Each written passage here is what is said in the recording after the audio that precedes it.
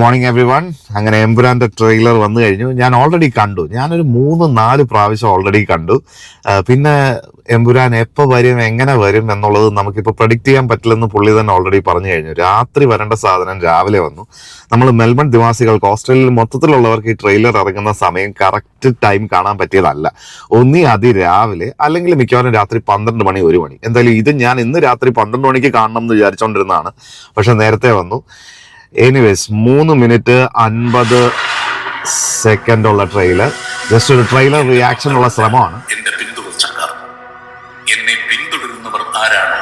അവരാണ് എന്റെ മക്കൾ. ട്രെയിലർ മൊത്തം കണ്ടു. എൻ്റെ അമ്മ ഒരു രക്ഷയില്ല. ഇത് ഞാനിപ്പോൾ 6ാമത്തെ പ്രാവശ്യം ഇത് കാണുന്നത്. രാവിലെ പണിക്ക് ഇറങ്ങുമ്പോഴാണ് ട്രെയിലർ എടുത്തു വിടുന്നത്. നമ്മൾ പിന്നെ വഴിയിലിറങ്ങി യൂണിഫോം മാറ്റി, അതായത് കമ്പനി യൂണിഫോം മാറ്റി, വേറെ സ്റ്റീഫനെ ഞാനും ഒക്കെ ഒരേ വേവിൽ, എന്താ ഞങ്ങളൊക്കെ ബ്ലാക്കിൻ്റെ ആൾക്കാരാണ്. അപ്പൊ അങ്ങനെ എടുത്തിട്ട് ഓൾറെഡി പ്രിപ്പയർഡ് ആയിരുന്നു.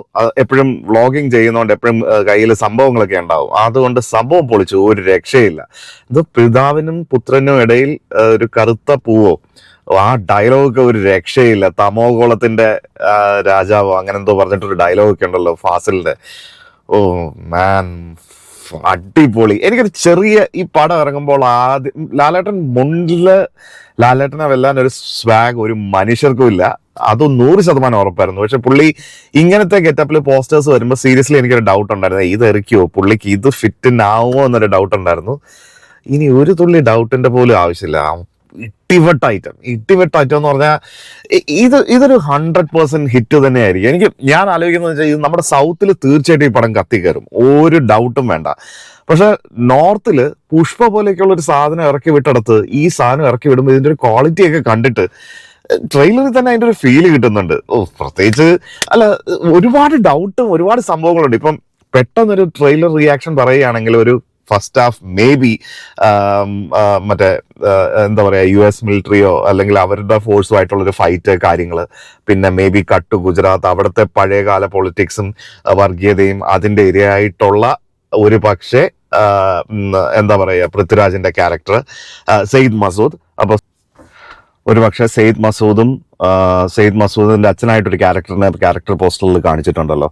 അപ്പൊ ആ പുള്ളിയും ലൂസിഫറുമായിട്ടുള്ള കണക്ഷൻസ് ഉണ്ടാവും. പിന്നെ അവിടുന്ന് ഒരു ഹിറ്റ് ഗ്രൂപ്പ് ഇവർ ഫോം ചെയ്യുന്നതായിരിക്കാം, നമുക്ക് വെറുതെ ഊഹിക്കാമല്ലോ.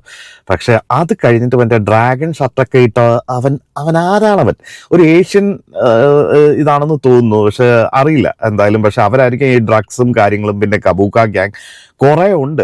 And enemy is a friend. Of course നമ്മൾ സ്ഥിരം കേൾക്കുന്ന സംഭവമാണ് ഇത്തരം സിനിമകളിൽ. പക്ഷെ അതാരായിരിക്കും? അത് കബൂക്ക ഗ്യാങ്ങിനെയാണോ ഉദ്ദേശിക്കുന്നത്, അതോ അതാണോ ഇനി സർപ്രൈസ് ഒരു വില്ലൻ ക്യാരക്ടർ ഉള്ളത്? അറിയില്ല. എന്തായാലും നല്ല വെടിച്ചില്ല ഐറ്റം. ലാലേട്ടൻ വന്നിട്ട് ആ ഒരു മോതിരമൊക്കെ ഊരിയിട്ട് എറിഞ്ഞു കൊടുത്തിട്ട് പോകുന്നൊരു സീനൊക്കെ ഉണ്ടല്ലോ. അത് എന്താണ്, ആർക്കാണോ ഒന്നും മനസ്സിലാവുന്നില്ല. അതിന് സക്സസറാണോ, അല്ലെങ്കിൽ അതാണോ ഇനി കട്ടയ്ക്ക് കൂടെ നിന്ന് പൊരുതുന്ന ആള്? എന്തായാലും ഇത് കട്ട വെയിറ്റിംഗ്, ഒരു രക്ഷയില്ല. ഈ പടം അടിച്ചു കയറും പോലെ. എല്ലാ റെക്കോർഡുകളും തിരുത്തുമില്ലയോ, എല്ലായിടത്തും ഹിറ്റാവട്ടെ, ഇന്ത്യ മൊത്തം ഭയങ്കര ഹിറ്റാവട്ടെ. ഡെഫിനറ്റ്ലി ഇത് എല്ലാവർക്കും ഇഷ്ടപ്പെട്ട ഒരു ട്രെയിലർ ആണെന്ന് ഉറപ്പാണ്. എല്ലാവരും നിങ്ങളുടെ കമന്റ് രേഖപ്പെടുത്തുക, ഷെയർ ചെയ്യുക. Please subscribe the channel and will see you on March 27th.